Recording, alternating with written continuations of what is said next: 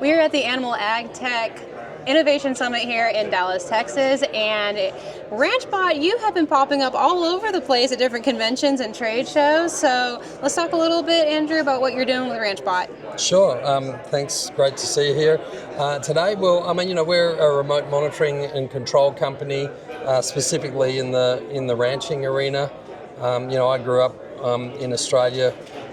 Spent enough time on ranches driving around checking water that didn't need checking. Here I am 20 years later sort of solving that problem. I had an itch I had to scratch.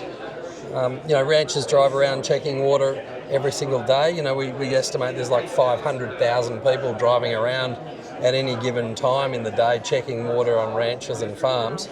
And we've tried to, solve that problem by giving them visibility around their water assets, on their phone. Right. So talk about that visibility. How does your program work?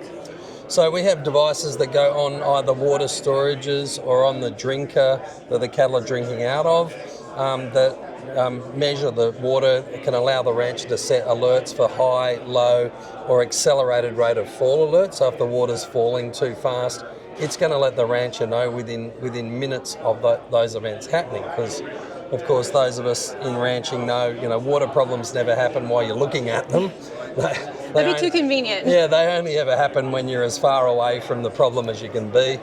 The first day of your holiday in 2 years or something, So we need to know about problems for water with livestock immediately. So the sensors sit on the water. They talk directly to satellite, so we don't need any cellular communication. We can work in remote areas, and they don't need any power. They're all self-powered. And they communicate with the satellite and send the message back to the rancher's cell phone or their laptop in the ranch headquarters, telling them, what's happening with the water. So we now have about 9,500 ranchers logging into our platform in the morning, and before they just run out the door and jump in the F-250 and start driving around checking things that don't need checking, they can look at what's happening on the ranch and make better management decisions around it. Right, and save a lot of time saving too, is what it sounds like, and better stewardship of livestock because you're not, chasing down bulls because they're hunting for water. Yeah, that's what we hear the most is that ranchers saving huge amounts of time, money, and maybe the most important thing is peace of mind. Ranchers spend a lot of time worrying about things they can't see and they can't control, and water is one of those things. It's the key input in our ranching operation, yet it's sort of hard to wrangle. So when they get this monitoring across the ranch, we sort of find it gives them back a day or two in their week to do all the other jobs on the ranch that you never get to do, right? I mean, I've never met a rancher with time on their hands. I've never met a rancher with a bottom on the to-do list, Right. So if you can get time, I feel if we're in the business of gifting time back to ranchers and getting them a better outcome, I mean, it's a great business and it's a real honour to do it, It's the best gift, yeah. Time. Yeah, it sure is. I mean, it's time and peace of mind.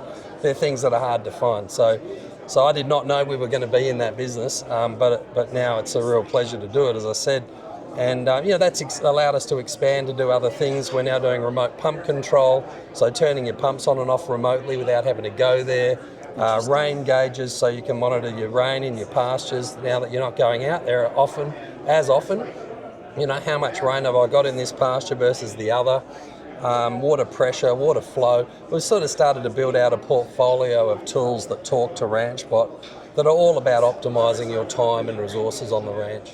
Talk a little bit more about that pump feature you're talking about, because here in West Texas in the Panhandle, we have a lot of windmills that are where our water sources are coming from, and those pumps can let us down quite often. So the sucker rods like to break quite a bit. So talk a little bit about that. Yeah. So when we solve the problem, sometimes you've got to be careful. You solve a problem, you make another one.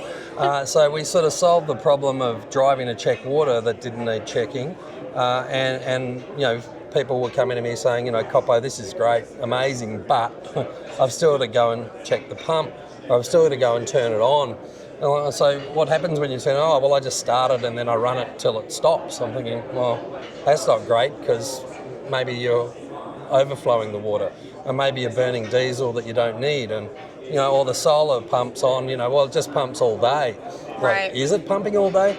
So there was this issue about lack of visibility around what was happening with ranches, and also the need to go and turn them on and off.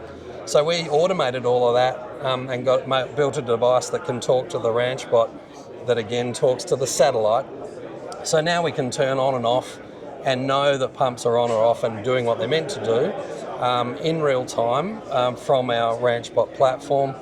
For diesel pumps, for electric pumps, and even for solar pumps. Wow. And it's just been a game changer for ranchers to have that visibility. Oh, absolutely. And I was going to ask, where is you seeing most of your customer base come from? Is it going to be on the cow-calf side, or is it, I'm assuming maybe not so much your smaller operations that see their cattle every single day, but where exactly are you seeing Ranchbot being utilized? Yeah, it's interesting. We've got some small ranchers who don't live on the ranch, and they work in the city or they work elsewhere, and they've been good users. We've got lots of people that own multiple ranches. It's hard to get contiguous land holdings in America. So, someone's got a ranch here, and 50 miles down the road they've got another one, and 50 miles up the road they've got another. So there's this issue about, are you there or aren't you there? And if you're relying on the neighbour to go and check things these days, well, the neighbour's busy too, right? So you really want to know. So we've seen smaller ranches. I don't think the issue is about whether it's good for smaller or larger. For us, in our minds, it's about the return on investment of your time and energy. So you could be a small rancher with 1 or 2 drinkers and 20 cows, or you can be a large rancher. Of course, if you're on a large ranch and you've got people driving around in big trucks on dirt roads, you've got huge expense of wear and tear on vehicles, gas, labour. Someone has a car accident, it ruins their day. Someone has a car accident, it might ruin their life. All these things happen in ranching all the time. So certainly the ROI for large-scale ranches is unquestionable. Right. And for the smaller ranches, it's probably more about convenience, peace of mind, and being able to know you've got a problem when you've got a problem. That's understandable. And well, where are you at? Are you only here in the United States, or are you in other countries as well? So I founded the company in Australia, where we sort of, test drove it in an Australian environment. Australia's a pretty rugged place, so we know it's kangaroo proof and, bushfire, or as you guys call it, wildfire proof, and can survive in the desert.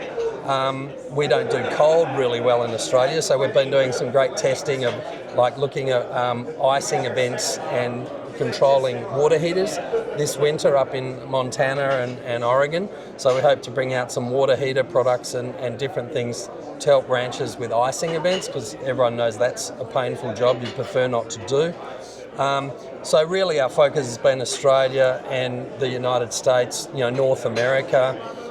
We have a bunch of, we do a lot of work on Hawaii. We monitor water for elephants in Botswana. There's just things you end up doing that you sort of didn't know you were going to do. But our real focus is to help American ranchers. I moved here and I now live in Fort Worth. And, I moved the manufacturing of our products to here in Dallas and Richardson as well. Oh, wow. So we're building an American product for the American ranching community. And, we've got a great team of people here on the ground. In my mind, we're sort of, we're providing a service that's going to be this thing that our ranchers' kids are going to use. So, there's so many great ranchers around this area in Fort Worth, and great universities, that we're working and collaborating with A&M and others to make sure that the next generations are good utilisers of technology for ranching. They want to be in the family business, but they want to do it slightly differently. Absolutely. Well, and that's one of the things we've been seeing is this generational shift of younger age brackets moving into key decision-making roles. Where do you see technology playing a role in the future of agriculture, and how fast do you think that's going to happen? Yeah, well, 10 years into my agri-tech journey, I feel like we're 2 minutes into the first quarter of the game, so I don't know, my time frames could be distorted here. But look, I really think we're at a very interesting time where a lot of the technology that's around now versus 10 years ago is really getting traction. it's affordable, and it works. I understand in early iterations of agri-tech, ranchers sort of felt like they were a lab rat in an experiment. There were things that were too early. But now I think we're really getting a lot of substance to a lot of the things. There's 15 or 20 really good scale-ups, of which Ranchbot is one. Meaningful traction, real product at the right price, solving real-world problems. So, so we like to collaborate with other agri-techs. We think, if you think about ranching as, soil, pasture, infrastructure on the ranch, and then the animal, we're working with other agri-techs across those sectors to think, how do we bring our technology together and work together, collaborate more? Because no rancher I've ever met wants 7 apps to run the show. So how do we put that information together? If we're a subject matter expert in infrastructure, water, tanks, pumps, pipes, open and close the gate, open and close the valve, there's other people that are really good at pastures, and there's other people that are really great at individual animal management. And so I think you're going to see a lot of collaboration, a lot of real things get true traction. And I think it's a very exciting time to be in innovation in this space. Oh, I agree, and I agree with you that I think innovation is going to be key. But if people want to get their kangaroo-proof Ranchbot, where would they go to get in contact with you? Yeah, so our team's here in Fort Worth, and we've got people across the country. But probably the first stop's the website at ranch-bot.com, and our phone number's proudly on the front of the website. We're not a company that hides in the shadows of our technology. And if you call our team, you're going to be talking to a 2nd or 3rd generation rancher who's ridden a horse, chased a cow, and knows what a water storage and a drinker is. So have a chat to our team, and we'll help you out. Wonderful. Well, thank you for your time. Appreciate it. Thank you. Thanks so much.